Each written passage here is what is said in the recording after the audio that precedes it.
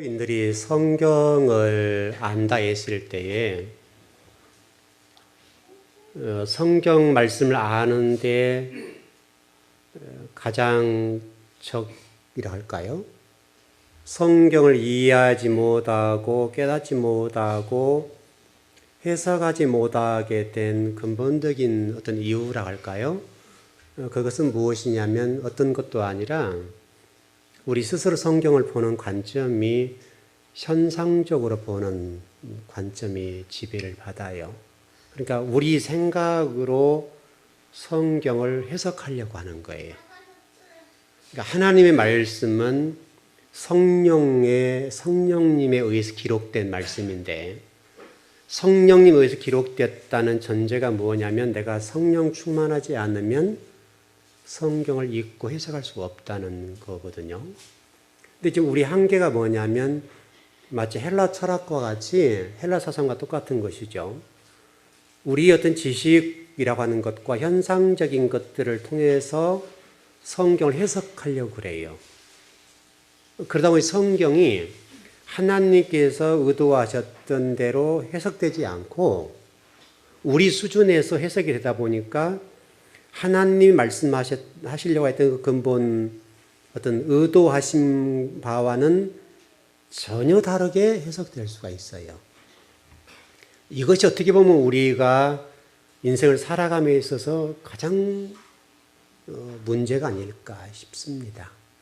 오늘 그런 예를 하나 좀 드려보겠습니다. 그 요한계시록 21장 8절에 보게 되면 어떤 말씀이 기록되어 있는가 하면 이런 말씀이 되었어요. 둘째 사망에 관해서 설명하면서 이런 자들은 둘째 사망에 이른다라고 하는 것이 요한계시록 21장 8절의 말씀이에요.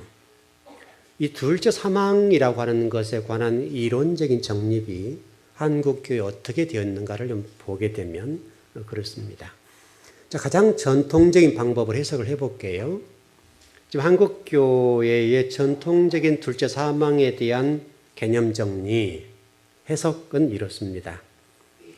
쉽게 간단하게 정리하면 저와 여러분이 육으로 지금 지음 받았지 않았습니까? 이 육의 죽음을 첫 번째 죽음, 첫째 죽음이라 그러고 첫째 사망. 또 두 번째 사망이 뭔가 하면 영이 우리 주님 오셔서 심판을 받고 천국으로 또는 지옥으로 이렇게 지옥 가는 상태, 이것을 둘째 사망 이렇게 정의를 합니다. 이제 이것이 전통적인 방법이에요. 그러니까 육이 죽는 것은 첫째 사망, 또 영이 어떻든 천국 가지 못하고 지옥 가는 상태를 둘째 사망 이렇게 정의를 내립니다. 그래서 아마 여러분 머릿속에도 그게 지배를 받고 있을 거예요. 그래서 우리는 한 번 죽고 또 한 번은 영이 이제 심판을 받아서 지옥 가고 천국 가니까 지옥 간 사람들을 둘째 사망에 이른다. 그렇게 다 이해하고 계시죠? 그럴 겁니다. 이게 이제 기독교에 있어서 제가 좀 모두에 말씀드린 것처럼 이제 근본적인 문제인데, 이 근본적인 문제가 뭐냐면 하나님의 말씀을 인간의 수준에서 해석하려고 하는 거예요.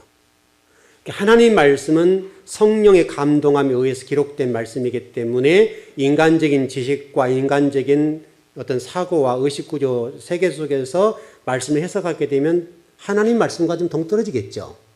그러니까 성령에 의해서 기록되었으니까 성령이 충만한 상태로 성령의 인도함을 받아서 이 성경을 해석해 나가야 바른 건데, 그러니까 죽음이라고 하는 것도 우리 인간적 입장에 보게 되면 육의 죽음, 또 뭐 영의 어떤 죽음, 사망에 이르는 이 죽음을 두 번째로 보는 게 맞단 말이죠.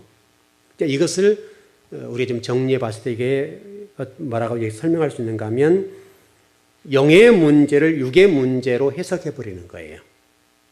영의 문제는 영의 문제를 풀어야 되고 육의 문제는 육의 문제를 풀어야 되겠죠.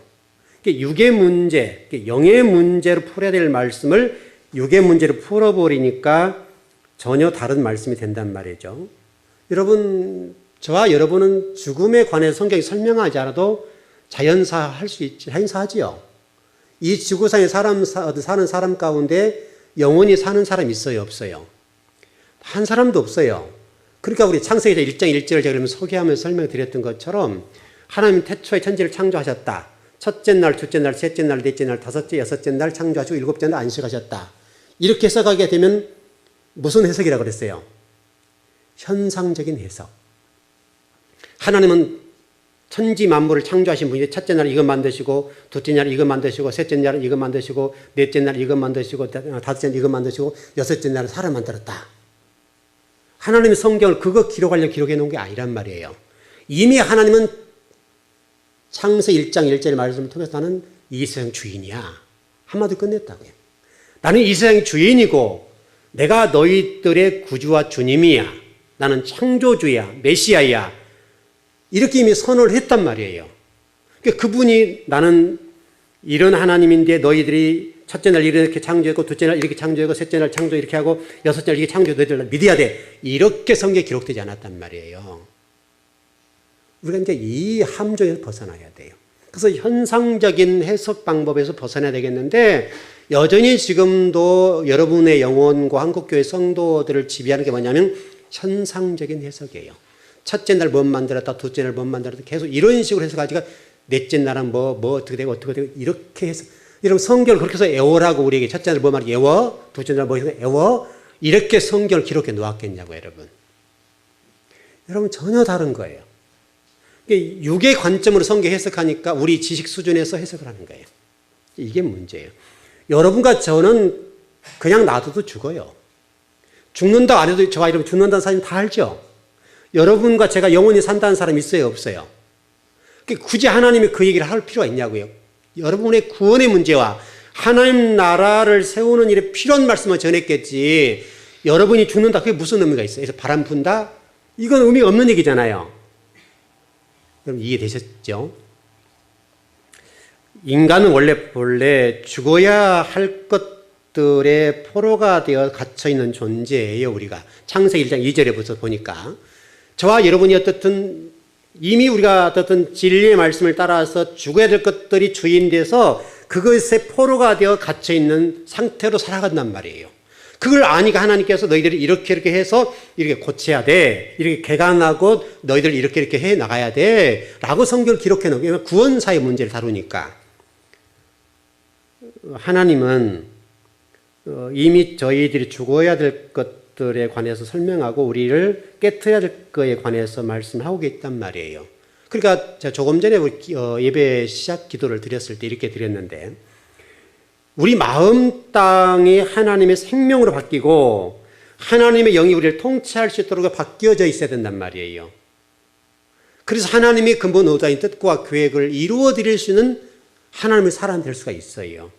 이 마음의 기경, 다시 말하면 하나님의 마음 땅과 하나님의 생명으로 바뀌어 있지 않고 하나님의 통치가 지배에 당하는 그런 어떤 상태로 되어 있지 않게 되면 창세 1장 2절의 혼돈과 흑암과 공허 이 어둠의 상태, 무정경의 상태로 여전히 가고 있는 거예요. 하나님의 사람들이 혼돈과 공허와 어떤 무정경, 어둠 상태로 쭉 가고 있는 상태에서 하나님 놔두겠냐고요. 그건 지옥 상태인데 그 지옥 상태에 있는 사람들에게 진리의 말씀을 동원해서 우리를 회복시켜주고 개간해 가는 작업들을 하신단 말이에요. 그게 성경 말씀이에요. 그러니까 무정경 속에 빠져있는 저와 여러분들을 진리의 말씀을 가지고 회복시키고 그리고 결국은 자유케 만드는 진리가 너희를 자유케 하리라 라고 말씀하신 것 같이 진리의 말씀을 개간하고 또 개간하고 또 개간해서 저와 여러분의 진리 안에서 자유함을 느낄 수 있는 하나님의 사람을 만들어 가는 것이 아버지 뜻이란 말이에요. 그게 아버지 하실 일이에요. 그 신앙생활이라고 하는 게 뭐냐면 어두움 상태인 무지를 죽이는 훈련을 하는 것, 다시 설명 육의 속성을 죽이는 거예요. 여러분과 제가 인생을 살아가면서 아는 것처럼 우리가 뭐 설명드려도 아는 것처럼 육의 속성 여러분 한 번에 죽어요? 안 죽어요? 절대로 안 죽어요. 여러분 죽는 날까지 그거 죽여야 돼요. 이게 육의 속성이라고 하는 것은 유례적인 사건으로 죽어버린다고 한다면 여러분 이 땅에 있을 필요가 없어요. 다 천국 가셔야 돼요. 하나님은 저와 여러분들에게 육의 속성을 단회적으로 처리하시 아니하시고 제가 여러분 이런 설명을 드린 적이 있잖아요. 하나님의 천지 만물을 창조하신 하나님이신데 그분이 이 땅을 만드신 분이에요. 그런데 그분이 하나님의 사람들, 하나님의 사람들을 회복시키는 문제에 있어서는 어떻게 된다고요? 천지 창조보다 훨씬 힘들다고요.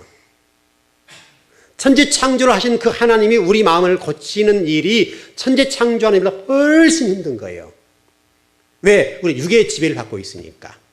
혼돈과 흑암과 어떤 어둠, 무정경의 상태에 있는 상태이기 때문에 저와 여러분들이 그것을 고치고 개간하는 것이 하나님의 천지를 창조하신 일보다 훨씬 힘들어요.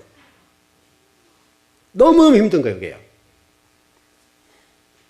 그래서 그 첫째 날부터 여섯째 날까지 끊임없이 반복해 저와 여러분들을 진리를 일으켜서 훈련시켜 나오고 개간시켜 하는 작업을 하신다. 그게 천지창조 얘기라고 설명을 드린 적이 있어요. 저와 여러분의 어떤 그 무지의 상태에 있는, 어둠의 상태에 있는 상태, 무정경의 상태에 있는 것들을 죽이고 또 죽이고 또 죽이고 또 죽이고 계속 반복해서 죽여나가는 것이 신앙생활인 거예요. 그래서 여러분과 말씀을 드려야 될 이유가 뭐예요? 육의 지배를 받고 있는 저희들에게 진리의 지배를 받고 있도록 바꿔나가는 작업들이 신앙생활이에요. 그걸 죽는 날까지 그런 거예요. 그러니까 여러분, 저와 여러분 예수님 믿어요, 안 믿어요? 믿기 때문에 그것만 가져도 구원받지요. 근데 예배를 드릴 이유가 뭐가 있어요, 여러분? 이 바쁜 시간에, 이 한국 같은 시간에, 이 좋은 날씨 속에 여러분 이 시간 나와서 한 시간 동안 앉아있을 이유가 뭐냐고요. 이미 예수를 믿고 있는데, 예수를 믿고 있는 상태로 그냥 끝나는 게 아니기 때문에 그런 거 아니에요. 진리의 말씀을 동원해서 하나님 말씀하시고 강단을 통해서 저와 여러분의 그 육의 상태, 육의 그 마음의 상태, 어떤 다시 말하면 육의 지배를 받고 있는 이 마음 상태를 고쳐야 되기 때문에 예배당에 나와서 우리가 이렇게 하면 안 되겠구나 라고 배우고 우리를 기경에 가는 작업을 하는 거잖아요.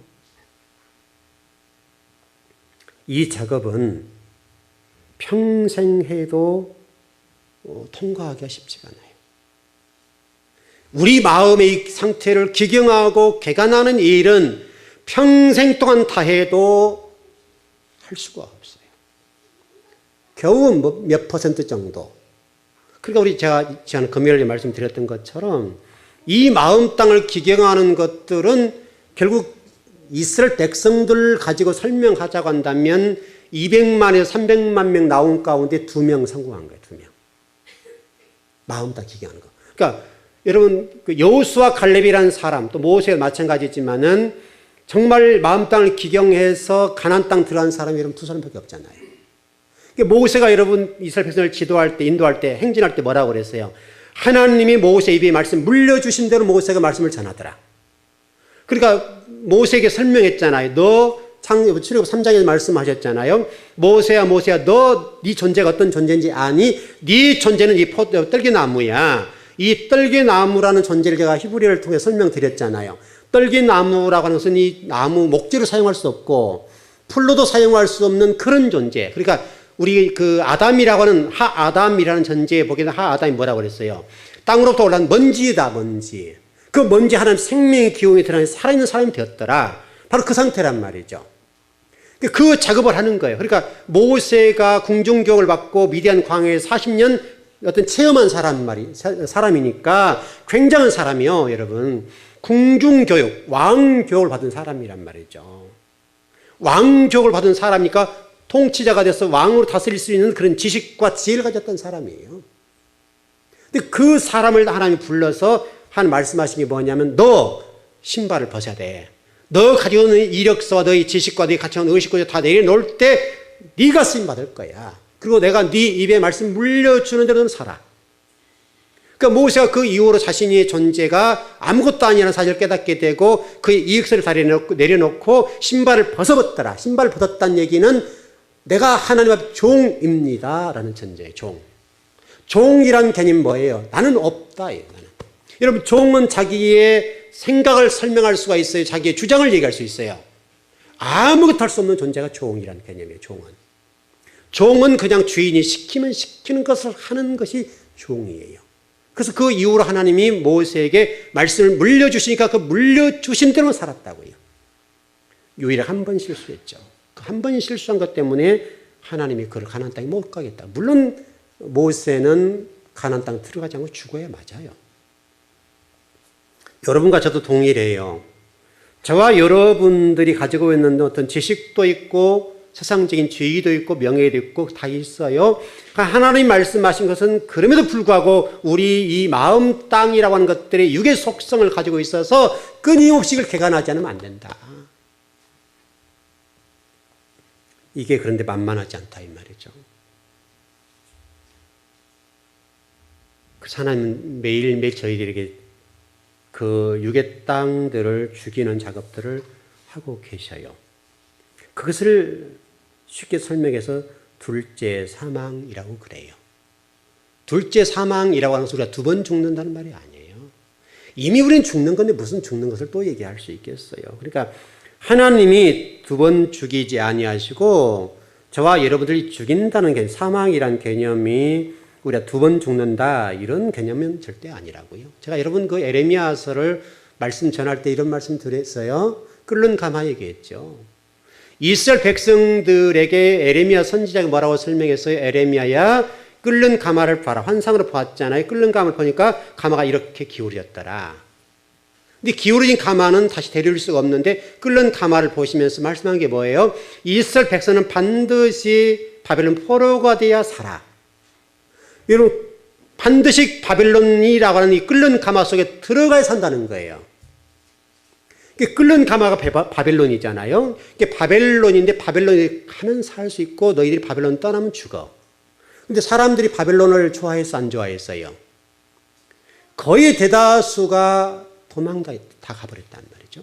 바벨론 포로가 가기 싫으니까 도망가 버렸어요. 하나님 말씀하셨잖아요. 너희들 바벨론 포로 가지 않으면 내가 죽일 거다. 왜냐하면 살 길을 제시했는데 잘못 가니까 하나님 말씀하셨잖아요. 내가 너희들 바벨론 포로가 되지 않으면, 다시 말하면 끓는 가마 속에 들어가지 않으면 내가 너희를 죽일 거야. 뭘로? 기근과 전쟁과 칼로 죽일 것이다. 실질적으로 성경 기록된 대로 보게 되면 하나님께서 바벨론 가지 않았던 사람들을 찾아가서 기근과 전염병과 칼로 죽였어요.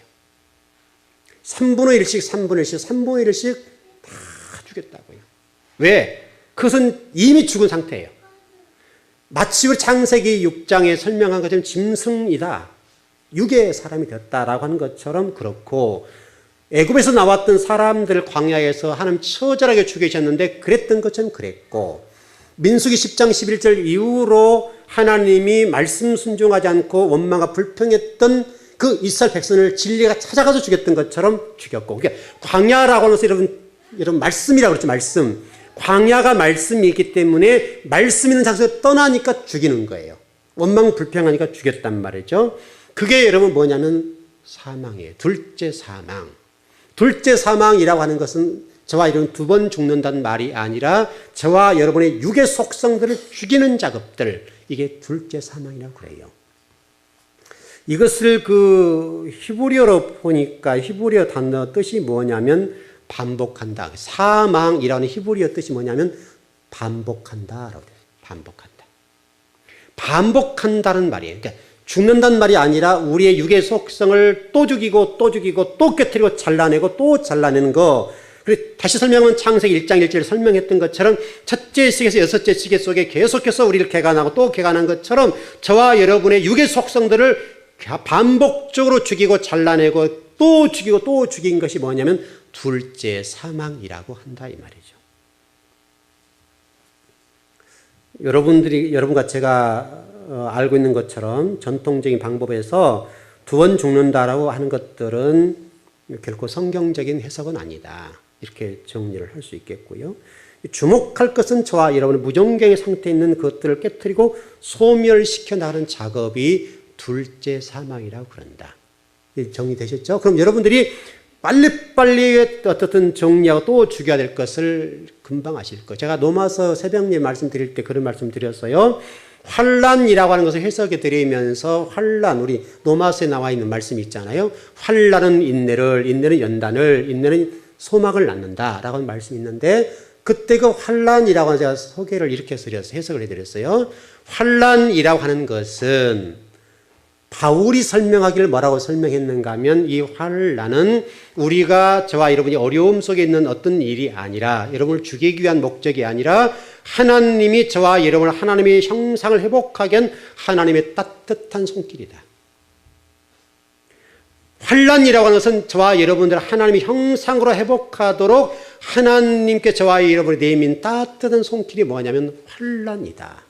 이렇게 해석을 해드렸어요. 그러니까 우리가 당하는 환난이 고난과 하나님 나를 왜 그래 나를 몰라보셔? 왜 하나님 나에게 어려움을 주셔? 라고 하는 것이 아니라 저와 여러분에게 하나님의 형상을 회복하도록 하기 위한 하나님의 따뜻한 손길이라는 거예요.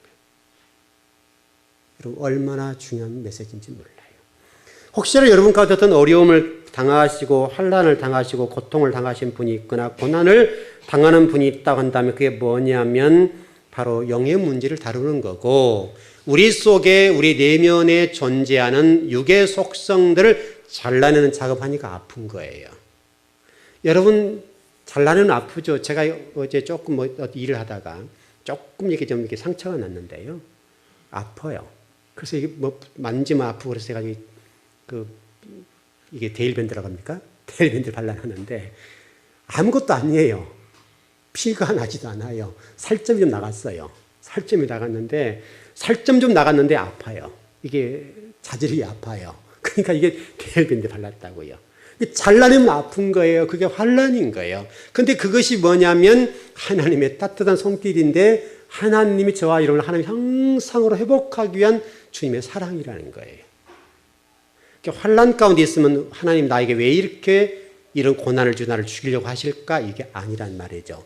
우리 육의 속성, 여러분을 사랑하시기 때문에 하나님이 여러분을 너무너무 사랑하시기 때문에 여러분 속에 존재하는 육의 속성들을 잘라내는 작업은 그냥 되지 않으니까 환난을 주고 고난을 주어서 잘라내는 작업하는 거예요. 그러니까 제가 여러분들에게 어려움을 당하고 반복적으로 문제가 생기면 뭐라고 그랬어요? 답을 제시했잖아요. 반복적으로 문제가 생겨 또 붙여지고 또 붙여지거든.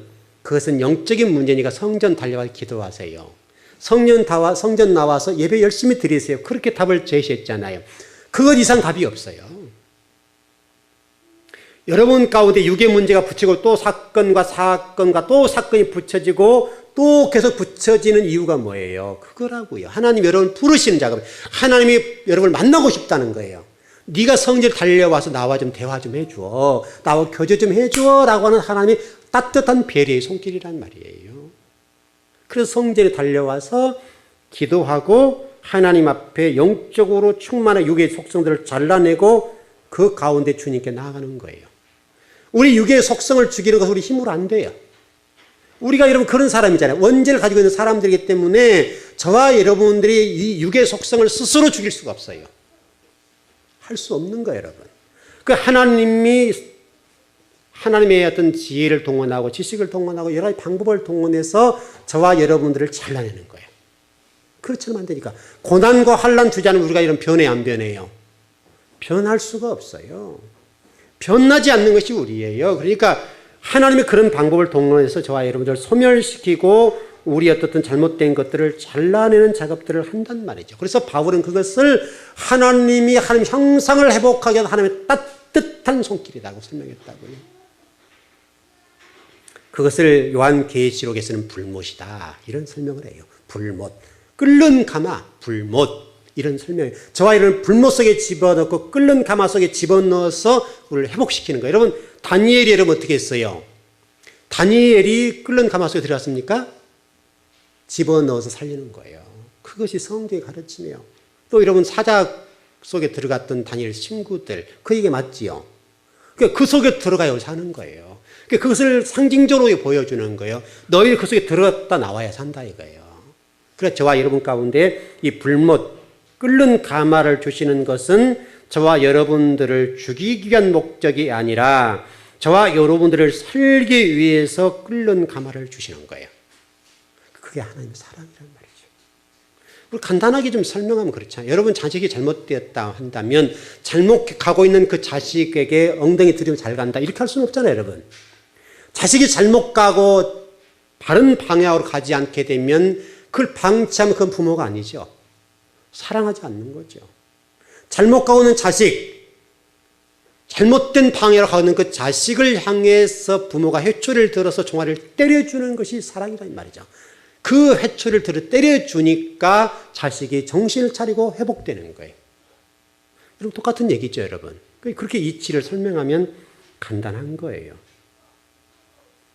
여러분, 이 요한계시록 오늘 7소 아시아 7교회를 이와 같이 기록한 것은 그런 연장선상에 있어요. 7교회를 잘 봐라 이거예요. 이렇게 지금 소아시아 7교회를 우리가 보여주시는 것은 이 7교회를 통해서 너는 어떠냐. 여러분, 교회라고 하는 개념이 7교회가 건물 얘기한다고 안 했어요. 여러분 얘기하는 거니까. 여러분 가운데 7교회에 포함된단 말이죠. 모든 성도들이 7교회 안에 다 포함돼요. 누구나 할 것 없이. 어떤 사람은 라오디아 교회가 되기도 하고 사대교회가 되기도 해요. 어떤 사람들은 에베소 교회가 될 수도 있어요. 어떤 분들은 서머나 교회 또는 빌라를 교회가 될 수 있단 말이죠. 그러니까 여러분들이 이 소아시아 7교회를 좀 자세하게 공부하잖아요. 자세하게 공부하는 가운데 나는 어느 교회에 속해 있는가를 보라는 거예요. 만일에 내가 라오디아 교회 지금 라오디아 교회를 공부해 나가는데 라오디아 교회에 속해 있는 사람 같으면 여러분들이 지금 영적 안일함과 영적 해이함 있고 부요한 자 같아도 가난한 자는 사실 잊지 말고 빨리 회개가 돌아서라는 말이잖아요. 하나님 주님의 사랑이죠. 그 돌아서지 않으면 어떻게 된다는 거예요? 내가 너를 죽인다 그런 얘기잖아요.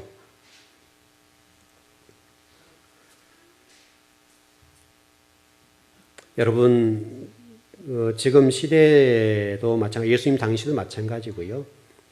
그 사두개인들, 바리새인들이나 또 SNF파 할 것 없이 그렇고요. 또 중간사도 마찬가지고요. 이런 일들이 아주 잘 기록되어 있습니다. 잘 기록되어 있는데 어떻든 당시 예수님 당시에 어떻든 종교의 지배층이었던 사람들이 진리 말씀과 더불어서 회복되지 않고 진리를 거스르게 되니까 주님께서 그들을 회복시키는 방법으로 또 초대교회 성도들을 회복하기 위한 방법으로 진리 말씀을 주어서 이 소아시아 7교회를 통해서 회복해가는 과정 속에 있었다 그 말이죠. 적어도 저와 여러분들 어떤 종교 생활하고 신앙 생활하고 있는데 그 종교 생활하고 있다는 그 사실 때문에 저와 여러분이 하나님의 자녀다 그렇게 할 수 없어요. 종교 생활과 하나님의 자녀된 것은 또 다른 문제예요. 내가 교회에 나왔기 때문에 나는 하나님의 백성이다 그것과 다른 문제예요. 중요한 것은 교회에 나왔기 때문에 중요한 게 아니에요. 물론 교회에 나온 것도 중요한 문제지만은 그러나 여러분과 제가 절대로 잊지 말 것은 진리의 말씀이 저와 여러분들 삶 속에 지배하지 아니하고 다스리지 아니한 경우는 별 의미가 없는 얘기예요. 그렇게 좀 정리를 했으면 좋을 것 같아요. 특별히 여기서 오늘 여러분 그 라오디아 교회를 통해서 말씀하신 가운데 이런 말씀이 있었어요. 너희가 실질적으로 부자인데 부자 아니다 이런 말씀이 있었죠. 부자라 부요하여 라고 하는 말씀이 기록됐는데 이 단어를 헬라어 단어로 풀어보니까요 아주 중요한 뜻을 담고 있어요. 그 뜻이 무엇인지를 아세요? 이런 말씀이에요. 헬라어 단어를 보니까 이게 직설법 완료 시제라고 볼 수 있는데 이런 단어예요. 나는 부자인데 나를 부유하게 만든 것은 나다. 여러분 말씀이 떠오르는 거 있습니까? 나는 부자인데 나를 부유하게 만든 것은 나다. 이런 말씀이 떠올라야 돼요. 제가 창세기 4장을 설명하면서 여러분 설명드린 적 있죠. 여러분 하와가 가인을 낳은 다음에 어떤 고백을 했다고 들었어요? 여러분 기억나시나요? 내가 누구를 낳았다? 내가 누구 낳았다고 여러분 배웠습니까? 내가 가인을 낳았다고 설명하지 않아요. 여러분 그 개역 개정판에는 내가 가인을 낳았다라고 돼 있지요. 근데 히브리어 원어를 들어가서 공부해 보면요. 그 단어가 내가 가인을 낳았다는 말이 아니에요. 기억이 안 나시나요? 예. 반복해 보죠. 내가 메시아를 낳았다. 기억나나요, 여러분? 가인이 이거죠. 하와가 가인을 낳으면서 아들을 낳았으니까 내가 가인 낳았다라고 설명하지 않고 내가 메시아 낳았다. 왜냐하면 성경 앞에 3장 15절에 보게 되면 뭐라고 되어 있어요? 내가 여자의 후손이 메시아를 낳을 거다. 그런 말씀이 그리고 뱀의 머리를 밟아버릴 것이다. 이런 말씀이 있었기 때문에 이 하와가 이제 자식을 낳은 다음에 고백하기를 바로 그 자식을 낳은 거로 착각했단 말이죠. 그래서 내가 메시아를 낳았다. 내가 여호와를 낳았다. 이렇게 고백한다. 마치 그거가 똑같잖아요. 라오디아 교회가 지금 설명하고 있고 해석한 걸 보게 되면 내가 부요하여라고 하는 이 말은 나는 부자인데 나를 부요하게 만든 것은 바로 나다. 그 단어 똑같단 말이에요. 여러분을 부요케 하고 여러분의 생명을 유지시켜 주시는 분이 누구세요, 여러분? 하나님이시죠. 설령 여러분이 거부가 됐다 합시다. 거부가 되었다가 그 거부가 되도록 하신 분이 누구냐 이거예요, 여러분. 거부가 되게 하신 분이 여러분이 아니고 하나님이라고 본다고 한다면 그 거부를 통해서 하나님 나라와 의를 위해서 쓰임 받아야 된다 이 말이잖아요. 그게 전제되잖아요. 근데 이 라오디아 교회는 나는 부자인데 나는 부유하게 맞는 것은 나다라고 자기 스스로가 주인이 됐다 이 말이잖아요. 주인. 모든 주체가 자신이에요. 이게 지금 라오디아 교회의 근본적인 문제예요. 현대 그리스도인의 문제가 뭡니까 여러분? 하나님의 교회의 주인 되지 못하고 성도의 주인 되지 못한 그것이 문제잖아요 여러분. 자기 주장과 자기 생각과 자기 가치관에 지배를 당하고 하나님의 진리가 지배를 당하지 않잖아요 지금. 현대 교회의 문제, 현대 성도들의 문제가 바로 그 문제 여러분 아닙니까? 자기 주도적, 자기 중심적 사고, 자기 중심적, 자기 주도적인 신학의 문제 아니에요 여러분. 하나님의 말씀이 여러분과 저를 지배하고 하나님 말씀하시면 아멘. 그것이 맞잖아요. 근데 현대 교회가 하나님이 주인이어야 되는데 인간이 주인이잖아요, 여러분. 이걸 좀 풀어볼까요?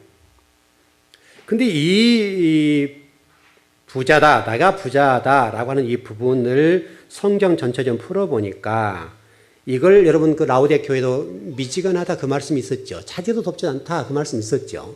그 말씀 연결되어서 호세아서 12장 8절 이하를 보니까요. 그것이 어떻게 되어 있는가 하면 에브라임 지파 얘기하는 내용이거든요. 에브라임 지파를 설명하는데 에브라임 지파 이렇게 되어 있습니다. 에브라임이 말하기를 나는 실로 부자라. 내가 재물을 얻었는데 무릇 나의 수관 중에서 죄를 할 만큼 많은 불의를 발견한 자 없으리라 하거니와. 에브라임 지파가 지금 말하기를 나는 부자다 이거예요. 실로 부자고 내가 재물을 얻었는데 무릇 나의 수관 중에서 죄를 할 만한 불의를 발견하지 못했다. 여러분 라오디아 교회와 똑같아요 안 똑같아요? 똑같죠. 여러분 부요함이 죄입니까 여러분? 부요함이 여러분 죄 아닙니다 여러분. 여러분이 잘 사는 건 부자의 어떤 죄가 아니라고요, 여러분. 우리 한국 교회는 좀 이렇게 좀 잘 사는 사람을 요구하는 경향이 있는데요. 참 저는 좀 그게 아쉬워요. 잘 사는 사람들은 잘 살기 위해서 노력한 게 있어요. 그분들 요구하면 안 돼요. 물론 그게 비리를 저지르고 부정을 축제하고 이런 것은 잘못된 것이지만은 정상적으로 부유하게 되었으면 그분들 칭찬해주고 여러분 굉장히 자랑해줘야 돼요. 저는 개인적으로 그 생각해요. 우리나라 이게 몇 대 그룹들 있잖아요. 저는 세계 속에서 경쟁하려고 한다면 더 커야 된다고 생각하는 사람이에요. 그러니까 우리나라 지금 현대, 삼성, 이런 LG 이런 것들 있잖아요. LRG라고 합니까? SK 이런 기업들 있잖아요. 우리나라를 주도하고 세계를 주도하는 이런 기업들. 우리 기독교인들 자꾸 욕하고 믿지 않는 사람을 욕하는 경향이 있거든요. 물론 언어가들이 좀 부정을 하고 좀 잘못된 부분이 있지만은 여러분이 실질적으로 우리나라를 부욕케 하는 데 있어서 그 사람들이 결정적인 역할을 했잖아요. 저는 세계에서 경쟁해야 된다고 생각하니까 훨씬 더 지금보다 커야 된다고 생각해요. 바르게만 간다면. 여러분 그것은 잘못이 아니에요. 여러분이 부자가 되는 거 잘못 아니에요. 근데 자꾸 우리 기독교는 그리스도인이 부자 된 것은 잘못됐다고 생각하는 그것은 아니에요. 다만 문제는 뭐냐면 그 부가 누구로부터 왔느냐 이거 문제예요. 그리고 그 부를 가지고 어떻게 쓸 것이냐가 문제지 부요함이 잘못은 아니에요. 그런데 에브라임 지파와 라오디아 교회의 성도들은 그 부라고 하는 것이 자신 때문에 왔다라고 생각했다 이 말이에요. 자신 때문에. 이게 여러분 문제인 거예요. 부자들이 죄의식 속에 사는 것들은 잘못된 거예요, 여러분. 그것은 아니에요. 또 우리가 그렇게 얘기한 것도 잘못이에요. 호세아서 2장 8절과 13장 또 5절, 6절 말씀에도 보니까 이렇게 되어 있습니다. 좀 정리해 보면 이런 말씀입니다. 에브라임 지파가 배가 불렀어요. 배가 부르니까 하나님께서 하나님 복을 주시니까 이게 2장 8절과 13장 5절 6절에 보니까 뭐라고 설명되어 있는가 하면 하나님이 에브라임 지파에 복을 주었다 이거예요. 하나님께 에브라임 지파에 복을 주었더니 그들이 어땠더라라고 하는 설명이에요. 하나님께 에브라임 지파에 복을 주시니까 배가 부르니까 뭐라고 되어 있는가 하면 등 따시고 배 부르니까 하나님이 잊어버렸다 이거예요. 여러분 이게 에브라임 지파예요. 현대 그리스도인의 문제가 바로 이 문제에 속할 수가 있고 라오디아 교회가 이 문제에 속할 수가 있어요. 그러니까 하나님 복을 주어 보니까 등 따지고 배부르니까 하나님 잊어버리더라 이거예요. 이게 문제인 거예요, 여러분. 여러분이 복이 주어지거든 더 열심히 더 충성스럽게 일하면 어때요, 여러분? 귀하고 아름다운 거잖아요, 여러분. 좀 지나간 얘기를 여러분 이해를 돕게 좀 설명을 드려볼까요? 어제 어느 분과 좀 얘기를 했는데 여러분 좀 이해가 될 줄 압니다. 이제 어떤 선교사신데 어떤 분이 선교 여행을 가지고 선교비를 이렇게 전달하셨대요. 선교비를 이제 1,000불을 줬다고 그래요. 이제 그 교회에서 파송된 분이니까 매달 그 200만 또 이렇게 좀 후진국인데 200만 원을 보내는 거예요. 여러분 200만 원이면 큰 돈입니다. 지금 환율 가치로 20배 정도 차이 나는 나라인데 20배 차이 나는 나라에 200만 원 가까이 보냈으면 돈이 우리나라 돈 얼마입니까? 2, 3은 6, 6천이죠. 2는 4. 4천만 원 정도 되는 돈이죠. 제가 거기 가서 공부도 해봤는데 그 나라 공부할 때 환율을 따졌을 때 부총장급들과 공부를 했는데요. 그분들이 한 달 월급이 30만 원이라고 그래요. 부총장이 30만 원이니까 여러분 200만 원 돈은 어마어마한 돈이죠, 여러분. 이제 그렇게 후원하는 교회인데 이제 학생들을 데리고 와서 이렇게 점심시간이 되었을 때 아이스크림을 먹는 시간이 있었대요. 근데 아이들이 그 선교사님이 아이스크림을 사준다 그랬는데 마치 가니까 햄버거가 있었대요. 햄버거가 있었는데 햄버거 값과 이 아이스크림 값이 가격 차이가 300원 정도 났대요. 그 아이들 입장에서는 아이스크림보다 햄버거 먹고 싶겠죠. 그러니까 얘들이 햄버거를 먹은 거예요.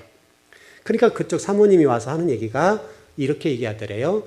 아이스크림을 사주기로 했는데 햄버거 값과 300원 차이가 나니까 40명 전이니까 3, 40, 12,000원이니까 12,000원 네가 내. 그러더래요.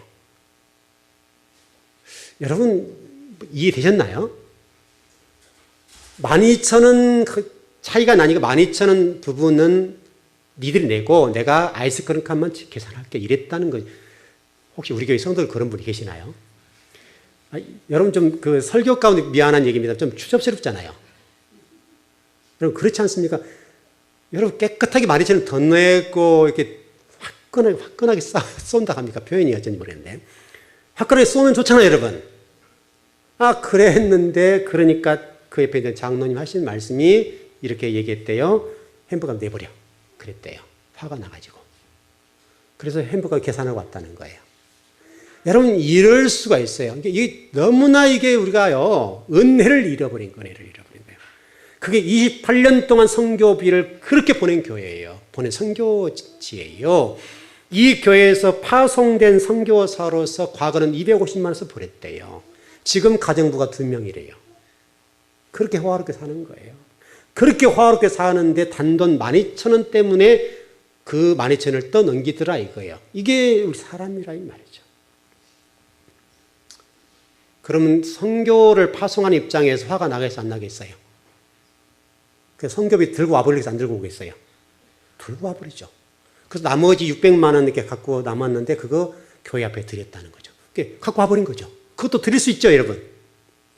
그러니까 여러분 그 12,000원 더 냈으면 600만 원 갈 수 있는 돈이잖아요. 여러분 선교여행 가가지고 여러분 올 때 호주머니 채우고 옵니까? 털고 오잖아요, 우리가 대부분. 여러분 안 그래요, 여러분? 선교비 털고 왔을 때 담임 목사님이 그 욕할 수 있어요? 못한다고 잘하셨다고 하지. 속은 나쁜 망정 잘했다고 하지. 그러지 않겠습니까, 여러분? 이게 여러분 에브라임 집하고 라오디아 집하고 라오디아 교회고 현대 그리스도인의 문제다 이거죠. 하나님의 복을 주었어요. 28년 동안 선교비 보냈어요. 호화롭게 살고 최고 좋은 차를 타고 다닌다 이 말이죠. 근데 보여주기 위해서 17년 된 봉고차를 끌고 다닌다 이거죠. 완전 쇼하는 거죠. 저 같으면 당장 끊어버려요. 그래서 제가 그랬어요. 끊어버리세요. 그랬더만 쉽지 않다. 그런 사람 끊어버려야죠. 그렇게 할 정도면 안 되죠. 그러니까 에브라임 지파와 지금 현대 그리스도인이 이렇다 이 말이에요. 근데 이게 성경이 뭐라고 설명하면 이런 신앙을 미지근한 신앙이다. 그렇게 해석했다 이거죠. 정리가 되시나요? 이런 신앙을 가리켜서 그냥 미지근하다, 뜨겁지 않다는 말이 아니라 이런 하나님 복을 주었더니 그런 신앙들을 가리켜서 미지근한 신앙이다라고 말씀했다는 거예요. 혹시나 여러분 우리 즐거운교회 성도 가운데 미지근한 신앙이 있습니까? 회복하십시오, 여러분. 그게 라오디아 교회입니다, 여러분. 라오디아 교회가 그렇게 하나님 복과 은혜를 받고 하나님이 주었더니 그 주신 것을 가지고 등 따시 배부르니까 하나님을 잊어버리고 그 더 나가서 종교 행위는 할 뿐인데 하나님과 전혀 상관없이 살아가더라 이거예요. 조금씩 좀 정리를 해보십시다. 이 시대의 문제가 여러분 뭡니까? 이 시대의 문제가 여러분 가람의 문제가 무엇냐면 말씀을 바르게 듣지 못한 가람이지. 적어도 우리 즐거운교회 성도들 가운데 영적 부요함과 진리의 말씀을 들었다고 한다면 그 진리의 말씀을 통해서 영적 가난과 무감각 상태에 있는 성도는 없었으면 좋겠습니다. 또 미지근한 성도가 없었으면 좋겠습니다. 하나님이 주신 그 은혜와 복을 받았다고 한다면 그 복을 간직하고 받은 복을 가지고 하나님께 감사하고 하나님께 영광 돌려드리는 그런 삶을 살아내야 되는 것이 당연한 것 아니냐 이거죠, 여러분.